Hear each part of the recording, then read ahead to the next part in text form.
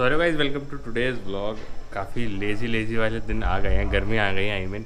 और 3-4 दिन से मैं घर में ही कहीं जा नहीं रहा हूँ। आप देख सकते हो हमारी जो बुलेट है ये खड़ी हुई है, कवर्ड है। तो इसको साफ़ सफाई करेंगे। और 20,000 किलोमीटर चल गई है टोटल। तो इसका एक छोटा सा एक्सपीरियंस मैं आपको बताऊँगा कि अभी तक का सफ़र कैसा रहा है बुलेट चलाते हुए का। और यही सब बात करेंगे इस व्लॉग में। एंड तक ज़रूर देखना। अगर पहली बार आए तो चैनल को सब्सक्राइब कर देना। यहाँ पे आपको कार और बाइक के कंटेंट मिलते हैं।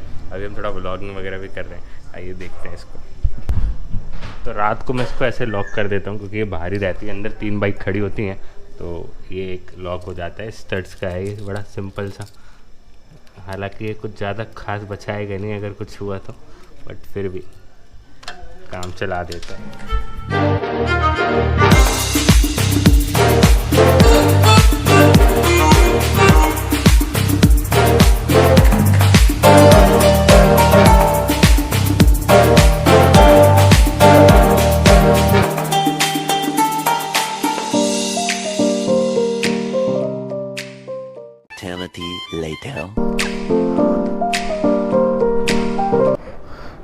देख सकते हो आप किलोमीटर रीडिंग, और इसी के बेस पे आज हम बात करेंगे।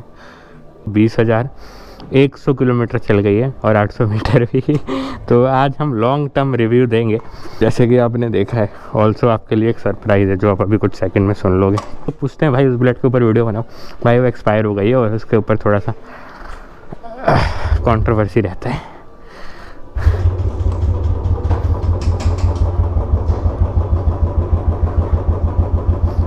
आपको क्या फ़र्क नज़र आ रहा है? तो जी आज है 16 मार्च 2021 और अपनी बुलेट चल चुकी है 20,102 और ये 3 हो गया 20,103 किलोमीटर। आई थिंक ये दूसरा लॉन्ग टर्म रिव्यू होगा। इससे पहले मैंने दिया था आपको जुलाई अगस्त के महीने में। उस टाइम मेरे ख्याल से बाइक चल गई थी 14-15 के समथिंग चली थी।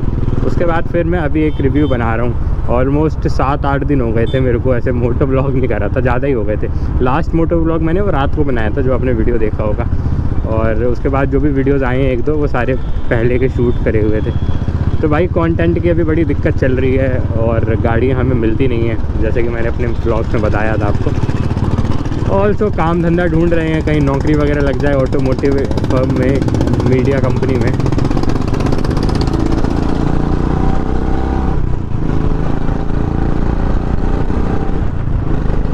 अभी ना थोड़ी आवाज़ अजीब सी आ रही है, मतलब अभी यूज़ टू इट नहीं हुआ है ना इंजन इस एग्जॉस्ट के लिए, क्योंकि मैंने इसको चेंज करा था सर्विस से पहले। लगभग 15 दिन हो गए होंगे उस बात को, 16 दिन। फिर मैं अब चेंज कर रहा हूँ 15-16 दिन बाद, फिर अब वापस आया हूँ। तो इंजन को अभी टाइम लगेगा एग्जॉस्ट को अडेप्ट करने में। खैर ये बातें नहीं करनी है मैं इस ब्लॉग में। मैं ये बता रहा था कि मेरी बाइक 20,000 किलोमीटर चल गई है, 20,000 प्लस चल गई है। और एक लॉन्ग टर्म रिव्यू देता हूँ। अब समझ नहीं आ रहा स्टार्ट कहाँ से करूँ। अगर बहुत ही जो कहते हैं ना कि एक कड़ी होती है किसी भी बाइक गाड़ी या कोई भी चीज़ ख़रीदने की, तो वो कड़ी आदमी क्या देखता है, तो उस पॉइंट की बात करते हैं, वो है माइलेज। और उसके बाद हम आएंगे मेंटेनेंस पे। उसके बाद आएंगे चलने में कैसी रही। इन ऑलमोस्ट 2019 के मैंने जुलाई में ख़रीदी थी, तो जुलाई में 2 साल हो जाएंगे इसको। तो 2 साल हुए नहीं है बट अबाउट 2 साल हो गए हैं। तो 2 साल में अभी तक का रिस्पांस कैसा है और मैंने इसको कहाँ रन करा है। अब पता नहीं आपको कितनी आवाज़ सुनाई दे रही है माइक के थ्रू, बट मेरे को तो बड़ा मज़ा आ रहा है चलाने में। ऑल्सो पिलियन बैठा है मेरे साथ, मतलब मेरी सिस्टर बैठी है और मैं भी जामिया जा रहा हूँ, उनके एग्ज़ाम है तो उनको छोड़ कर आऊँगा। तो पिलियन के साथ भी अच्छा रिस्पॉन्स है। अब आ रहा है, बुलेट चला रहे हैं, बट यही है ना कि वो जो कोप्स होते हैं उनको पता लग जाता है अगर आप हार्ड रैप करोगे। इतने आरपीएम पे चलाओगे तो कोई आवाज़ नहीं आती। कम आरपीएम पे हायर गियर में चलाता हूँ ना, जैसे अभी मैं 5th गियर में हूँ और बाइक 40 की स्पीड पे है, तो आवाज़ मतलब जैसे कोप्स खड़े हैं सामने तो उन्हें पता नहीं लगेगा कि बुलेट आ रही है। मतलब ऐसे आफ्टर मार्केट साइलेंसर है। अगर मैं इसको रैप करूँगा, ये 40 से उठाया मैंने बाइक को, तो अब ये आवाज़ कर रही है, ये देखो।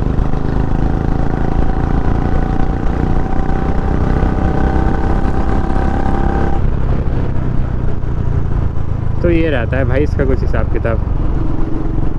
इवन कि मैं 70 पे भी हूँ, 60-70 पे भी हूँ और एकदम ही हल्का एक्सेलरेट कर रखा है, बस टच कर रखा है मैंने कि बाइक आगे जाए, तो आवाज़ बहुत मिनिमल सी आती है। ये है, मैंने लगभग 3 बार माइलेज टेस्ट करा है और तीनों बार के रिजल्ट बताऊं तो सबसे पहली बार जब मैंने करा था उस टाइम मेरी बाइक नहीं थी, 5 या 6 हज़ार किलोमीटर चली हुई थी। उस वक्त मेरे को मिला था 31 का माइलेज, 31, 30, 31 इस तरीके से था कुछ। और दूसरी बार मैंने माइलेज टेस्ट करा था तो उस टाइम मेरे को मिला था 39 समथिंग का मिला था, याद नहीं एग्जैक्ट फिगर मैं डाल दूँगा स्क्रीन पे। और लास्ट टाइम जब मैंने करा था फ्री फ्लो एग्जॉस्ट के साथ, मतलब जब मैंने फ्री फ्लो एग्जॉस्ट लगा लिया था उस टाइम मेरे को मिला था अबाउट टू 41 का माइलेज। तो लोगों को आफ्टर मार्केट साइलेंसर के बाद कम माइलेज मिलता है, मेरे को सबसे ज़्यादा मिला 41 का।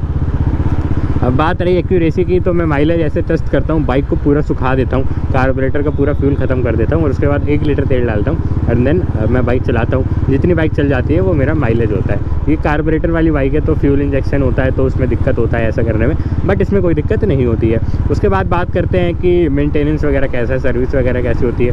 तो इसकी 6 सर्विस हो गई है। पहली सर्विस हुई थी 500 किलोमीटर पर, उसका जो खर्चा आया था वो अबाउट टू, दूसरी सर्विस हुई थी 3000 किलोमीटर पे, उसका ऑलमोस्ट आया था 1400 कुछ रुपये। ये स्क्रीन पे डाल दूंगा एग्जैक्ट फिगर्स जो होंगे।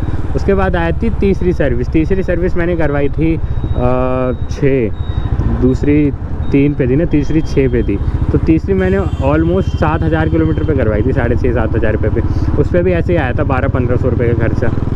चौथी सर्विस मैंने करवाई थी 11,000 किलोमीटर पे और चौथी सर्विस मैंने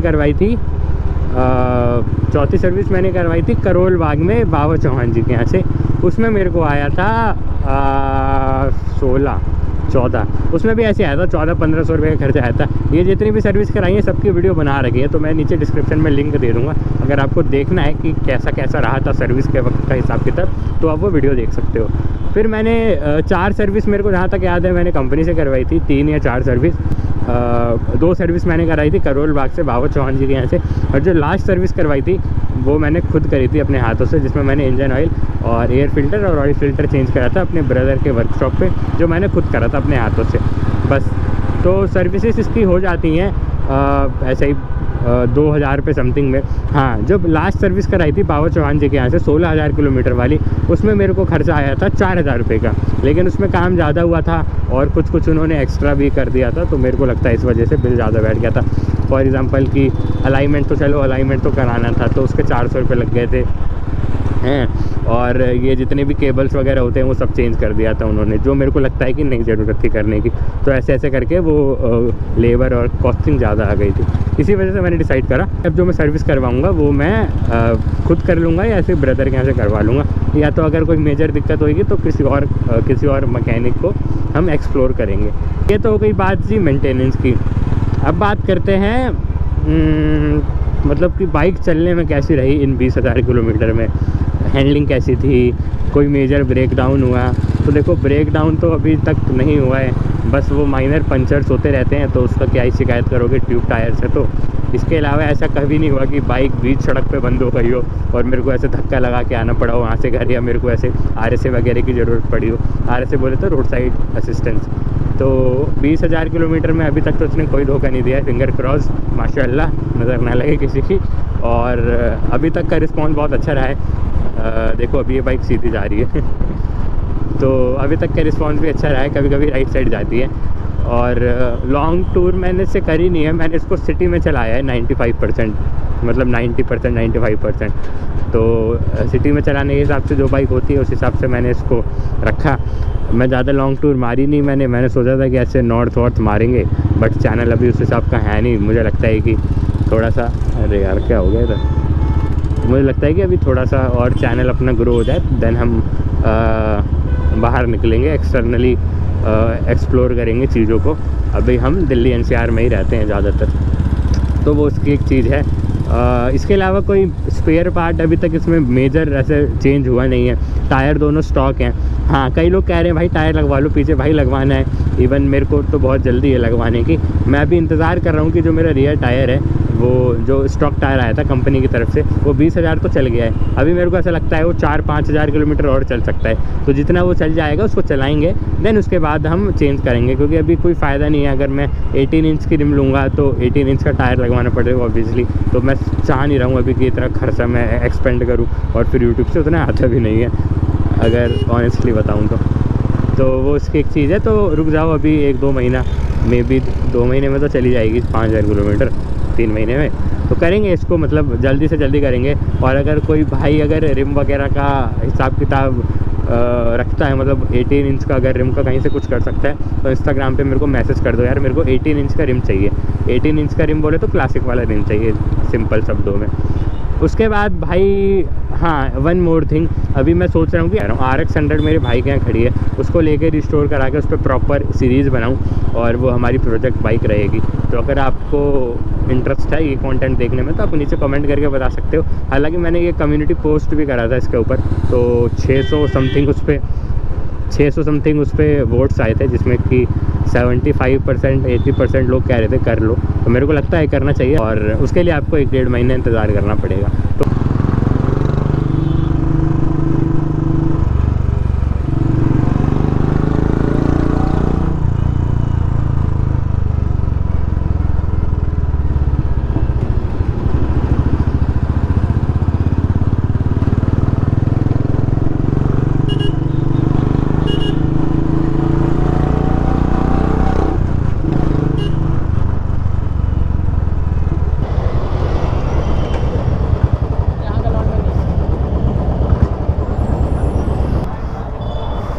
तो भाई एंट्री चालू हो गई है इन लोगों की।